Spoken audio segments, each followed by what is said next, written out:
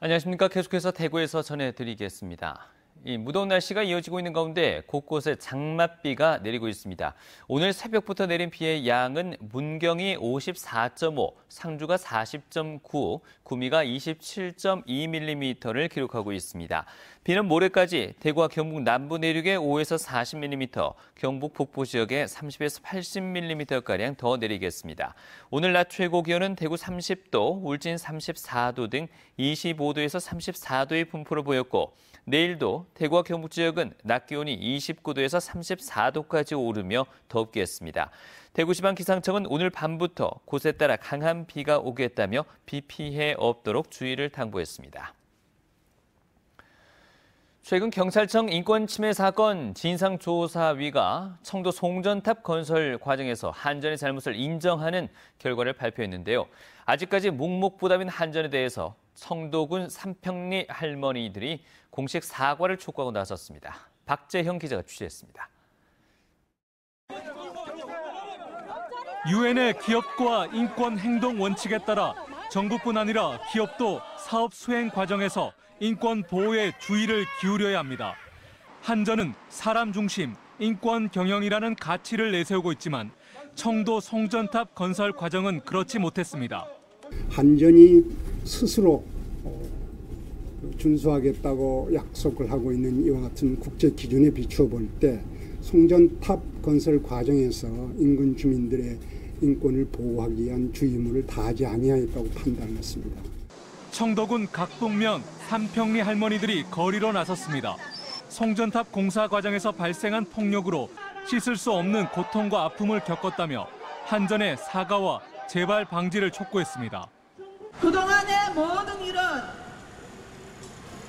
한전의 이익을 위하여 힘없는 사람을 짓밟은 정말 죄송하고 죽을 죄를 지은 일이라고 사죄하십시오. 당시 평화롭던 마을 공동체가 분열되는 실마리를 제공했던 보상금 문제는 지금도 주민을 괴롭히고 있습니다. 사과는 물론 별다른 대응도 하지 않던 한전은 보상금 수령을 거부해온 주민에게 최근 추가 보상금이 나왔다고 통보했습니다. 돈말을 하니까 너무 화가 나갖고 돈은 나는 모르겠다. 돈은 필요 없으니까 할매들 일단 어떻게 사는 그부터 보고 가라. 인권침해 사건 진상조사위가 주민 재산뿐 아니라 신체와 건강 피해까지 치유 방안을 마련하라고 권고한 만큼 한전도 보다 적극적으로 사태 해결에 나서야 한다는 목소리가 높아지고 있습니다. MBC 뉴스 박재영입니다.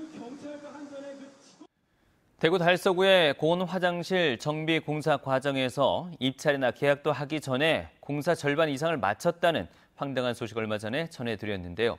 문제가 되자 달서구청은 공사하던 업체들과 부랴부랴 수의 계약을 했는데 이 업체들은 공사를 할 자격이 없는 것으로 밝혀졌습니다. 윤영균 기자가 보도합니다. 문제가 된 대구시 달서구 한 공원의 화장실 정비공사 현장입니다. 콘크리트 작업을 마치고 거푸집도 모두 걷어냈습니다. 근처 또 다른 공원의 화장실 역시 비슷한 수준으로 공사가 진행되고 있습니다. 공사업체들은 입찰은 고사하고 계약도 하기 전에 공사를 진행했습니다. 문제가 불거지자 달서구청은 지난 13일 이 두 업체와 뒤늦게 수의 계약을 했지만 이들은 처음부터 공사를 할 자격이 없었던 것으로 밝혀졌습니다. 건축 공사업을 할 수 있는 종합건설 면허가 있어야 하지만 이 업체들은 실내 건축 공사만 할 수 있는 전문 건설업체였기 때문입니다. 철거부터 공사, 계약에 이르기까지 순서도 바뀌고 엉터리로 진행된 만큼 공사 중단은 물론 철거해야 한다는 주장까지 나오고 있습니다. 달서구 의원들도 5분 발언을 통해 잇따라 강하게 비판했습니다. 충분한 조치와 해명이 없으면은 특위를 가동해야 되지 않을까라는 생각을 합니다. 대구시는 시민사회단체들의 감사 요청에 따라 관련 서류를 검토한 뒤 달서구청에 자체 감사를 하도록 조치했습니다. 하지만 문제가 불거지고도 열흘이 넘도록 조사는 진행되지 않고 불법 공사는 강행되고 있는 상황이어서 대구시와 달서구청의 사후 처리에 대해 비판의 목소리가 높아지고 있습니다. MBC 뉴스 윤영균입니다. 환경과 에너지, 교통 등 현대 도시가 안고 있는 문제를 해결하기 위한 연구센터가 포스텍에서 문을 열었습니다. 살아있는 실험실로 불리는 리빙 랩을 통해 도시정보 분석과 계획 등 포항형 스마트 시티를 구현하겠다는 계획입니다. 박상환 기자가 보도합니다. 교통 문제 중 민원이 빈번하게 발생하는 신호등 설치. 교통 흐름과 보행자 수 파악뿐만 아니라 설치 기준과 장소에 대한 협의도 결코 쉽지 않습니다. 이런 도시 속의 문제를 첨단 기술과 접목해 해결하기 위한 스마트시티 연구센터가 포스텍에 문을 열었습니다. 살아있는 실험실로도 불리는 리빙랩은 특정 공간 내에서 사용자들의 주도 아래 다양한 기술 혁신을 추진하는 혁신 모델로 알려졌습니다. 연결성과 직능화를 특징으로 하는 스마트시티가 될 거라고 저희는 보고 있고, 그 안에서 스마트시티의 가장 큰 특징은 많은 실험과 테스트, 또 그걸 통한 어떤 업데이트, 이런 일들이 빈번하게 이루어져야 하는. 포스텍은 캠퍼스를 하나의 시험 공간으로 삼아 실생활 속에서 실험을 진행하고 완성된 기술을 사업화와 창업으로 발전시켜 새로운 가치를 창출할 계획입니다.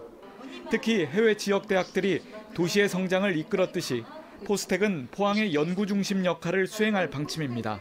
그 아이디어가 실제 하나의 기술로 실현이 되어서 심지어 포항이나 또 우리 경북까지도 이게 적용될 수 있도록 키워낼 수 있는 그런 어떤 실제 솔루션들을 만들어내는. 스마트 시티는 지역을 성장시킬 새로운 산업 생태계로 발전하고 있습니다. MBC 뉴스 박상환입니다. 광주형에 이은 두 번째 지역 상생 일자리로 구미형 일자리가 발표됐습니다.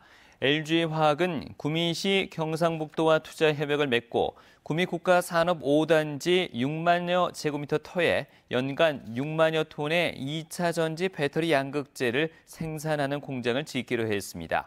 구미와 경북은 공장 터를 50년 동안 무상으로 빌려주고 보조금과 각종 세제 혜택을 줍니다. 임금이 깎인 광주형 일자리와 달리 구미형 일자리는 LG화학 임금 체계를 그대로 적용하는데 연관 기업의 간접 고용을 포함해 1,000명의 일자리 창출이 기대됩니다. 협약식에 참가한 문재인 대통령은 이 기회에 해외로 간 기업이 돌아오고 신규 투자 활성화에 마중물이 되길 기대한다고 밝혔습니다. 한편 구미형 일자리를 잘 추진하기 위해서 구미시 노사민정협의회가 노사상생협약을 맺었습니다.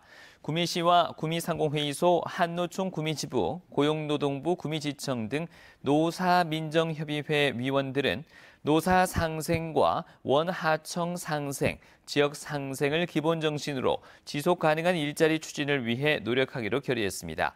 경제계는 지역 인재를 우선 채용하고 노동계는 노사 갈등 최소화에 힘쓰는 등 구미형 일자리가 확산될 수 있도록 협력하기로 했습니다. 대구 성서경찰서에 따르면 어제 낮 12시 55분쯤 치매를 앓고 있는 68살 A씨가 오토바이를 타고 신천대로 서대구 나들목에서 성서나들목까지 3.8km가량을 달렸습니다. 신고를 받고 출동한 경찰은 순찰차 넉 대를 투입해 다른 운전자들에게 서행하라고 안내방송한 뒤 A씨를 갓길로 이동시켰습니다. 경찰은 A씨를 도로교통법상 무면허 운전 혐의로 입건하고 비슷한 시간대 A씨를 가출 신고한 가족들에게 A씨를 돌려보냈습니다. 제2윤창호법 시행 후 한 달간 음주운전이 크게 줄었습니다.